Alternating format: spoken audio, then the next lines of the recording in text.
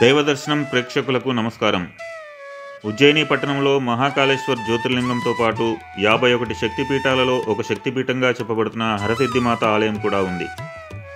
ఈ ఆలయం ఉజ్జయిని పురాతన పవిత్ర క్షేత్రాలలో ఒక ప్రత్యేకమైనదిగా చెప్పుకోవచ్చు.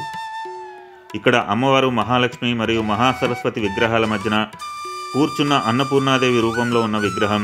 ఇది ముదురు వెర్మిలియన్ రంగులో ఉంటుంది. ఆలయ వాస్తుశిల్పం మరాఠా శైలిలో ఉంటుంది. హరసిద్ధి ఆలయానికి 4 ప్రవేశ ద్వారాలు ఉన్నాయి. ఆలయ ప్రధాన ద్వారం తూర్పు ముఖంగా ఉంది. ఆగ్నేయ మూలలో ఒక మెట్ల బావి ఉంటుంది. దాని లోపల ఒక స్తంభం కూడా ఉంటుంది. ఇక్కడ శ్రీయంత్రం ప్రతిష్ఠించారు. ఈ ప్రదేశం వెనుక అన్నపూర్ణామాత విగ్రహం ఉంది. ఆలయం తూర్పు ద్వారం పక్కనే రుద్రసాగర్ చెరువు ఉంటుంది. రుద్రసాగర్ చెరువు యొక్క ఒడ్డున ఈ దేవాలయం బలమైన రాతి గోడలతో నిర్మించబడింది. ఆలయం వెనుక మహాకాళేశ్వరుని భక్తుడైన అగస్తేశ్వరుడు తపస్సు చేసిన స్థలం ఉంది. గుడి ముందు 2 పెద్ద దీపస్తంభాలున్నాయి. ఉజ్జయినిలోని హరసిద్ధి ఆలయ ప్రాంగణంలోని ఈ 2 స్తంభాలు చాలా పురాతనమైనవి. వీటిని విక్రమాదిత్యుడు నిర్మించారు. అప్పటి నుండి ఇక్కడ దీపాలను వెలిగించడం ప్రారంభించారు. ప్రతి సంవత్సరం నవరాత్రులలో 5 రోజుల పాటు దీపమాలలు వేస్తారు. 51 అడుగుల ఎత్తు వరకు ఉన్న ఈ స్తంభాలలో దీపాలు వెలిగించేందుకు 60 లీటర్ల నూనె కావాలి. ఈ 2 స్తంభాలలో మొత్తం 1100 దీపాలున్నాయి. నవరాత్రి సమయంలో వెలిగించే ఈ దీపాలు అద్భుతమైన దృశ్యాన్ని ఆవిష్కరిస్తాయి. శివపురాణం ప్రకారం శివుడు సతీదేవి యొక్క మండుతున్న శరీరాన్ని బలి అగ్ని నుండి తీసుకువెళ్తున్నప్పుడు ఆమె మోచేయి ఈ ప్రదేశంలో పడిపోయింది. స్కాంద పురాణంలో చండీదేవి హరసిద్ధి రూపాన్ని పొందిన విధానం గురించి ఒక ఆసక్తికరమైన పురాణం ఉంది.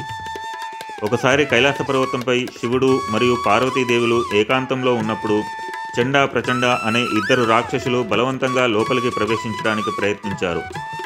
శివుడు చండీమాతను వారిని నాశనం చేయమని చెప్పగా జగన్మాత అలాగే వారిని సంహరించింది. సంతోషించిన శివుడు ఆమెకు అందరినీ జయించేదిగా అనే అర్థం వచ్చేటట్లు హరసిద్ధి అనే బిరుదును ప్రసాదించాడు. ఈ హరసిద్ధి మాతనే ఇక్కడ కొలువై ఉందని అంటారు. అంతేకాదు, ఈ ప్రదేశం విక్రమాదిత్య చక్రవర్తి తపస్సు చేసిన ప్రదేశమని చెప్తారు. వెర్మిలియన్తో కప్పబడిన కొన్ని తలలు ఆలయం వెనుక ఒక మూలలో ఉంచబడ్డాయి. వీటిని విక్రమాదిత్యుని తలలుగా చెబుతారు. విక్రమాదిత్యుడు అమ్మవారిని ప్రసన్నం చేసుకోవడానికి ప్రతి 12 సంవత్సరాలకు ఒకసారి తన తలను బలి ఇచ్చాడని అంటారు. అతను ఇలా 11 సార్లు చేయగా ప్రతిసారి అతను పునర్జీవితుడయ్యాడు. కానీ 12వసారి అమ్మవారు ఆయనకు మోక్షం ప్రసాదించింది. అక్కడితో ఆయన పాలనాశకం ముగిసిందని స్థానికుల కథనం. విక్రమాదిత్యుడు మొత్తం 135 సంవత్సరాలు పరిపాలించాడు. ప్రాచుర్యంలో ఉన్న ఇంకొక విశేషమైన కథ ఏమిటంటే, హరసిద్ధిమాత యొక్క అసలు ఆలయం గుజరాత్లోని ద్వారకలో ఉందని, విక్రమాదిత్యుని ప్రగాఢ భక్తికి సంతోషించి ఈ మాత ఉజ్జయిని చేరుకుందని అంటారు. మహాభారత కాలంలో శ్రీకృష్ణ భగవానుడు మాతా హరసిద్ధిని పూజించేవాడు.